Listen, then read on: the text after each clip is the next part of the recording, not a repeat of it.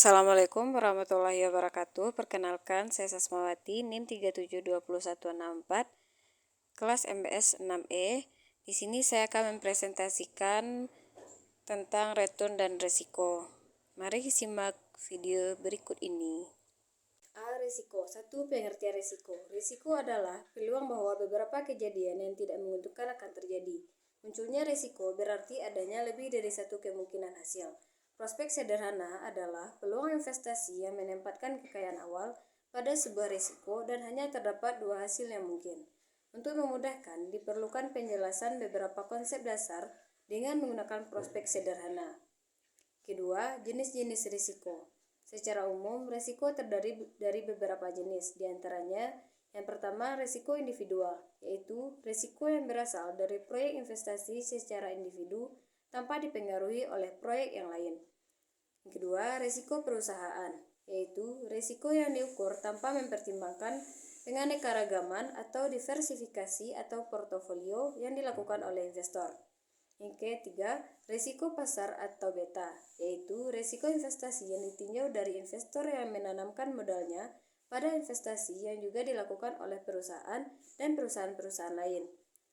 Jenis-jenis risiko atau ketidaktentuan berdasarkan penyebabnya antara lain, yang pertama, economic uncertainty atau ketidaktentuan ekonomi, yaitu kejadian yang timbul sebagai akibat dari perubahan sikap konsumen, misalnya karena perubahan selera atau minat konsumen atau terjadinya perubahan pada harga dan teknologi. Yang kedua, uncertainty of nature, yaitu ketidaktentuan yang disebabkan oleh alam, misalnya kebakaran, badai, topan, banjir, dan lain-lain. Yang ketiga, human uncertainty, yaitu ketidaktentuan yang disebabkan oleh perilaku manusia, misalnya peperangan, pencurian, perampokan, dan lain sebagainya. Berdasarkan sifatnya, jenis-jenis risiko dapat dibedakan menjadi yang pertama, pure risk atau risiko murni, yaitu suatu ketidakpastian yang pasti menimbulkan kerugian. Yang kedua, speculative risk, yaitu suatu ketidakpastian yang dapat menyebabkan terjadinya keuntungan atau kerugian. Yang ketiga, static risk, yaitu risiko yang sifatnya mungkin murni atau spekulatif dan berasal dari masyarakat yang tidak berubah, yang berbeda dalam keseimbangan stabil. Misalnya ketidakpastian akibat sambaran petir. Yang keempat, dynamic risk, yaitu risiko yang sifatnya mungkin murni atau spekulatif dan timbul dari perubahan yang terjadi dalam masyarakat, misalnya urbanisasi dan perkembangan teknologi. Yang kelima, subjective risk, yaitu risiko yang berkaitan dengan kondisi mental seseorang yang mengalami keraguan-raguan dan kecemasan akan terjadinya kejadian tertentu. Yang keenam, objective risk, yaitu risiko akibat probabilitas penyimpangan aktual dari yang diharapkan sesuai dengan pengalaman. 3. Karakteristik perilaku terhadap risiko. Secara umum, karakteristik perilaku terhadap risiko dapat dibagi menjadi 3 macam, yaitu pertama, pengambil risiko. Investor berkarakteristik ini merupakan investor yang apabila dihadapkan pada dua alternatif investasi dengan pengembalian yang diharapkan sama, maka ia cenderung akan memilih investasi yang berisiko. Investor yang termasuk pada kelompok risk taker merupakan investor yang berani menanggung risiko dan optimis dalam melihat masa depan. Yang kedua, penghindar risiko. Investor berkarakteristik ini merupakan investor yang apabila dihadapkan pada dua alternatif investasi dengan pengembalian yang diharapkan sama, maka ia cenderung akan memilih investasi yang kurang berisiko. Investor yang termasuk ke dalam kelompok risk averter merupakan investor yang cenderung untuk menghindari risiko dan berinvestasi pada aset yang memberikan pendapatan tetap, seperti deposito, obligasi, ataupun saham yang tergolong ke dalam blue chips. Yang ketiga, acuh terhadap risiko. Investor berkarakteristik ini merupakan investor yang cenderung tidak peduli terhadap jenis investasi mana yang akan diambilnya.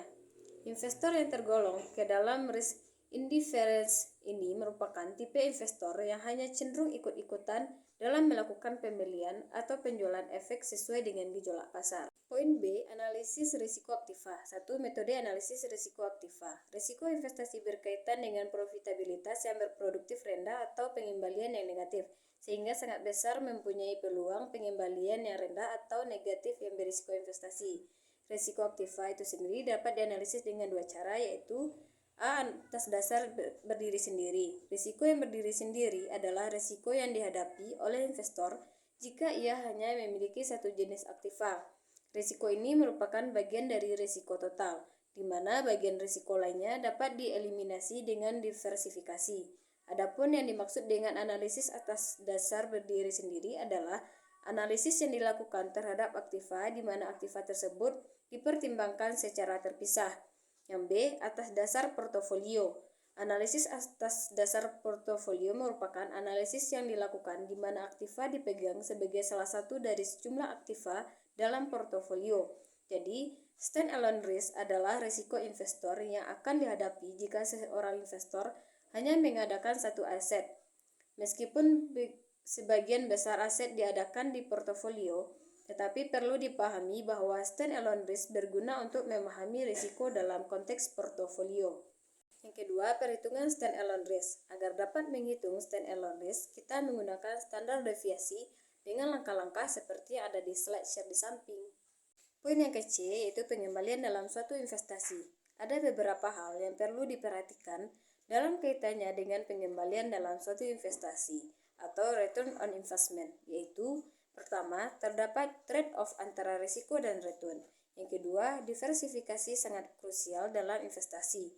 Yang ketiga, return aktual adalah hal terpenting. Yang keempat, skala investasi. Misalnya, pengembalian sebesar 1 juta dari investasi sebesar 1 juta tentu sangat baik. Namun tidak demikian jika pengembalian sebesar 1 juta diperoleh dari investasi sebesar 1 miliar. Yang kelima, risiko dari investasi sering bergantung pada berapa lama kita berencana untuk memegang investasi. Yang keenam, waktu diterimanya pengembalian. Misalnya, pengembalian 1 juta dari investasi sebesar 1 juta adalah luar biasa. Namun bagaimana jika jangka waktunya selama 100 tahun? Solusi untuk hal ini adalah perhitungan dengan tingkat pengembalian atau persentase pengembalian yang dapat dihitung dengan membagi jumlah yang diterima dengan jumlah yang diinvestasikan. Yang ketujuh, masa lalu memberi wawasan tentang risiko dan return dari investasi, tetapi tidak ada jaminan bahwa masa depan akan mengulangi masa lalu. D. Tingkat pengembalian yang diharapkan. Tingkat pengembalian yang diharapkan adalah tingkat pengembalian yang diharapkan akan direalisasi dari investasi rata-rata tertimbang dari distribusi probabilitas atas hasil yang mungkin. Tingkat pengembalian yang diharapkan dihitung dengan mengalihkan tiap probabilitas kondisi yang terjadi dengan hasil keluaran dari masing-masing kondisi. Poin yang E, CAPM, SML, dan CML.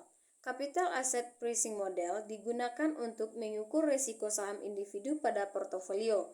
CAPM juga dapat digunakan untuk menganalisis hubungan antara risiko dan return.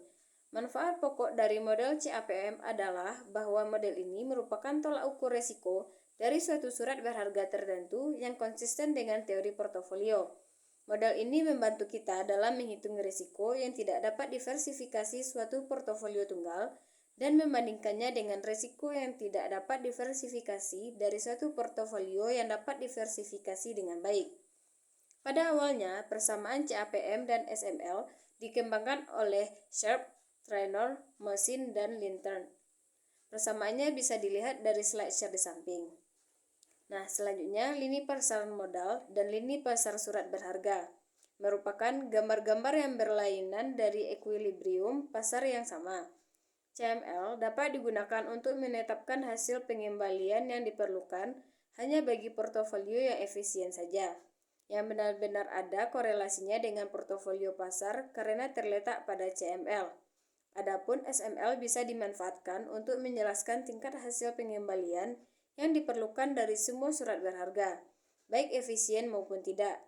SML itu sendiri merupakan kaitan atau hubungan yang khas antara risiko yang tidak dapat diversifikasi dengan hasil pengembalian yang diharapkan. Hubungan antara CML dan SML dapat dikaji dari dua persamaan seperti yang ada di slide share. Nah, itulah pemaparan materi dari saya. Terima kasih. Wassalamualaikum warahmatullahi wabarakatuh.